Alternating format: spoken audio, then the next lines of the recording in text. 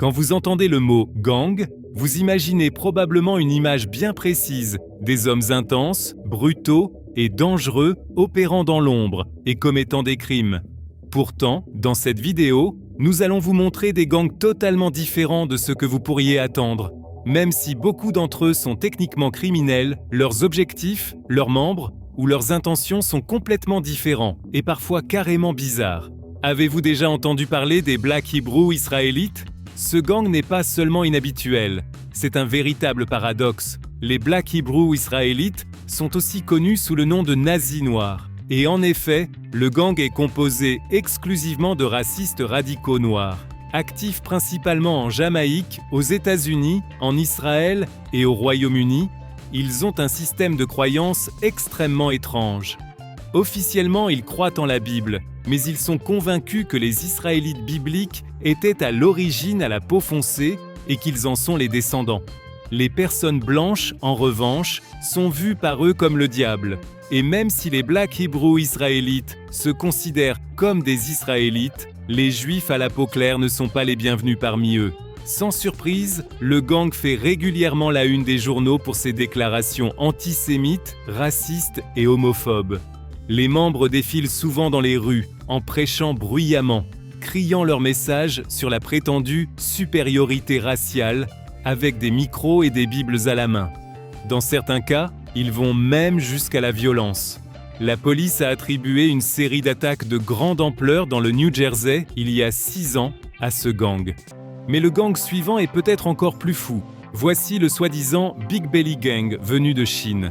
La plupart des membres de ce gang ont effectivement de gros ventres, car c'est un gang entièrement féminin composé principalement de femmes enceintes. Le groupe opère surtout dans une zone précise, les grands centres commerciaux de la mégapole chinoise, Hangzhou. Elles agissent généralement en groupe de 5. 3 femmes non enceintes distraient le personnel du magasin, tandis que 2 membres enceintes volent tout ce qu'elles peuvent attraper de valeur. Le gang compte environ 50 membres qui tournent constamment, et il y a un système derrière tout cela. En Chine, les femmes enceintes et allaitantes bénéficient de peines extrêmement légères pour les crimes. Ainsi, les membres du Big Belly Gang sont généralement relâchés immédiatement, même si elles sont arrêtées. Une femme, active depuis le plus longtemps, a déjà été arrêtée un nombre incroyable de 47 fois et relâchée à chaque fois. Comme le système fonctionne si bien, certaines membres tombent volontairement enceintes encore et encore pour pouvoir continuer à voler sans être punies. Leur mari reste généralement à la maison lors des missions pour s'occuper des enfants. Le gang suivant s'attaque aux propriétaires de voitures, et plus précisément à ceux qui possèdent des véhicules Kia. Les soi-disant Kia Boys ne ciblent que les voitures de cette marque. Les membres du gang, souvent âgés d'à peine 12 à 14 ans, volent des Kia en grand nombre. Ils n'ont pas besoin d'armes ni de plans de braquage complexes, juste un tournevis, un câble USB et quelques minutes. C'est tout ce qu'il faut. La raison pour laquelle ils volent uniquement des Kia vient du constructeur. Certains modèles présentent une faille de sécurité importante et peuvent être démarrés en quelques secondes. Le plus fou, les Kia Boys ne sont pas un groupe classique de voleurs cherchant à revendre rapidement les voitures. Au lieu de cela, ils les volent pour faire des courses folles et des cascades insensées.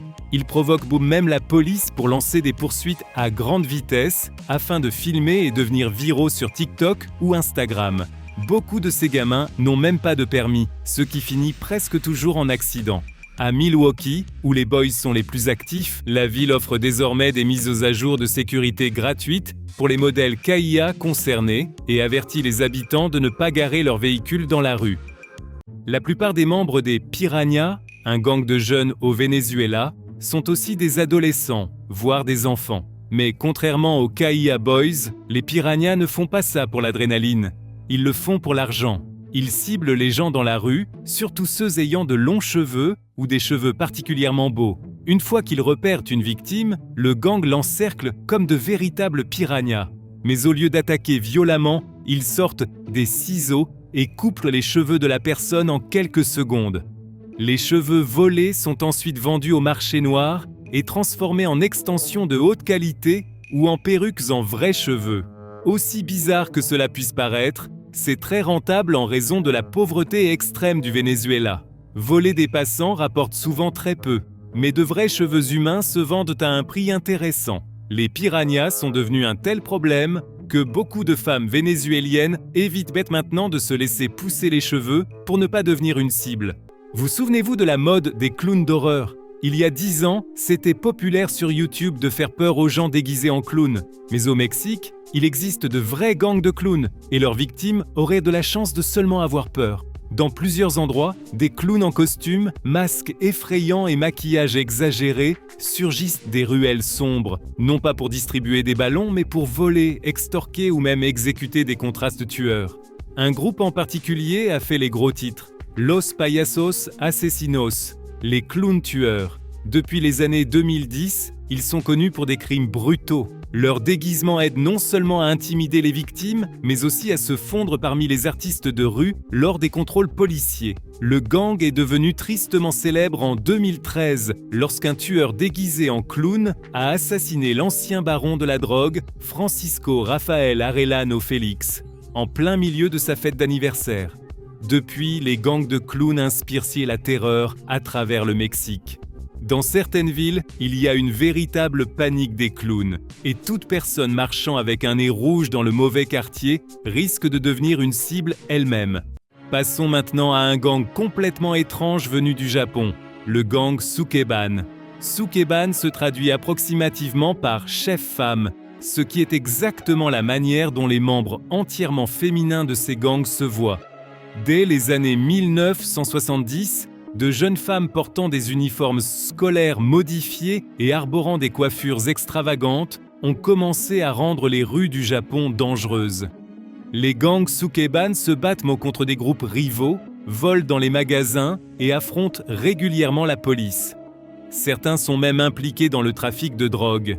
Mais malgré leur dureté, elles suivent un code d'honneur strict. Beaucoup refusant la violence contre des innocents et se voilant plutôt comme des écolières rebelles. Restons dans les gangs durs et parlons des Hells Angels, mais pas des hommes.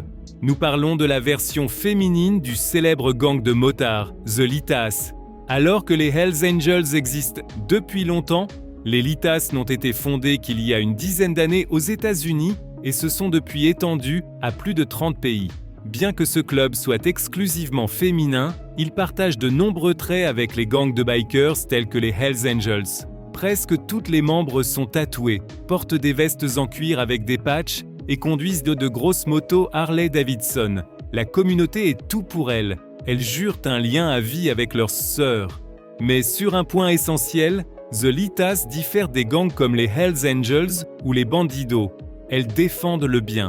Au lieu de la violence et de l'extorsion, The Litas soutiennent des projets féministes et sociaux et veulent montrer que les clubs de moto peuvent être des lieux où les femmes se sentent en sécurité et les bienvenues.